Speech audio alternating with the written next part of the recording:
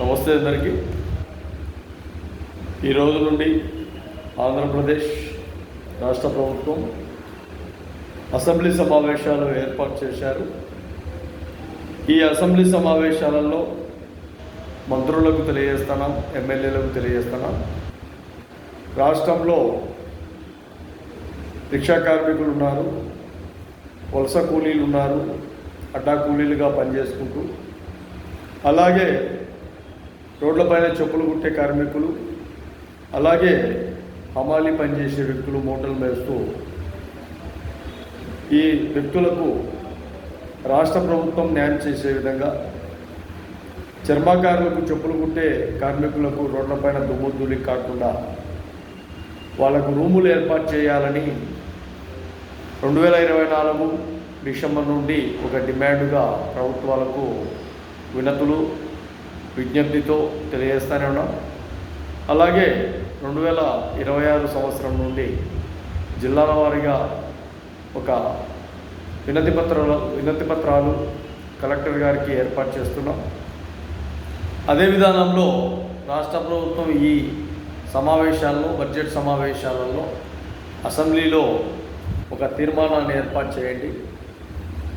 Rickshaw కార్మికులు, వలస కూలీలు, అదేవిధంగా అడ్డా కూలీలుగా పనిచేసుకుంటారు.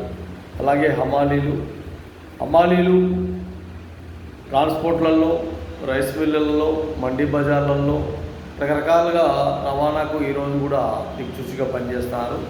వారు వాళ్ళ జీవితాలు, వాళ్ళ విధానాల్లో కొంతవరకైనా సహాయ సహకారాలు అందించే విధంగా వాళ్ళకు పెన్షన్ ఏర్పాటు చేసే విధంగా, అలాగే రిక్షా కార్మికులు ఒకప్పట్లో ప్యాసింజర్ రిక్షాలుగా ఉండి ఆ ప్యాసింజర్లను ఆ అర్ధరాత్రి కానీ అపరాత్రి కానీ ఇంటికి తీసుకెళ్ళి దింపి నెక్స్ట్ వాళ్ళ జీవనం సాగించుకుంటే అలాంటి రిక్షా కార్మికులు నేటి కాల పరిస్థితుల్లో లగేజీ రిక్షాలుగా మారిపోయి ఆ మార్కెట్లలో అక్కడ ఇక్కడ మూటలు మోసుకుంటూ, బాక్సులు మోసుకుంటూ జీవిస్తున్నారు.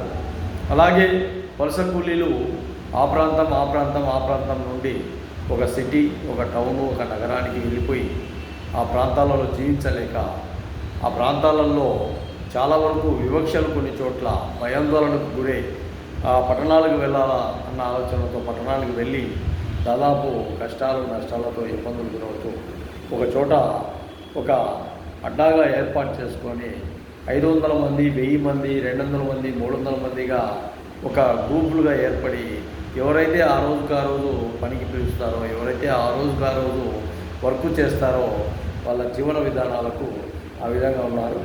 అలాగే రోడ్లపైన చెప్పులు కుట్టే కార్మికులకు ఖచ్చితంగా న్యాయం చేసే విధంగా దుమ్ముధూళి కాకుండా వాళ్ళ కరెంటు స్తంభాల దగ్గర కానీ, లేదంటే లైట్ స్తంభాల దగ్గర, అలాగే డ్రైనేజీల దగ్గర, ట్రాన్స్ఫార్మర్ల దగ్గర రకరకాలుగా ఉన్నారు. వాళ్ళకు అలా కాకుండా ఆ రూములు ఏర్పాటు చేసే విధంగా, రేకుల షెడ్లు ఏర్పాటు చేసే విధంగా, లేదంటే బంకులు ఏర్పాటు చేసే విధంగా రాష్ట్ర ప్రభుత్వం పట్ల ప్రణాళికలు తీసుకునే విధంగా ఇప్పుడుండే బడ్జెట్ సమావేశాలలో కానీ, ఈ అసెంబ్లీ సమావేశాలలో కానీ ఆ మంత్రులు కానీ, ఎమ్మెల్యేలు కానీ రాష్ట్ర ప్రభుత్వానికి, గౌరవ సీఎం గారికి ఈ విషయాలు తెలియజేసే విధంగా ఉండాలని కూడా మనస్ఫూర్తిగా మహాజన రాష్ట్ర సమితి అందరినీ కోరుతుంది.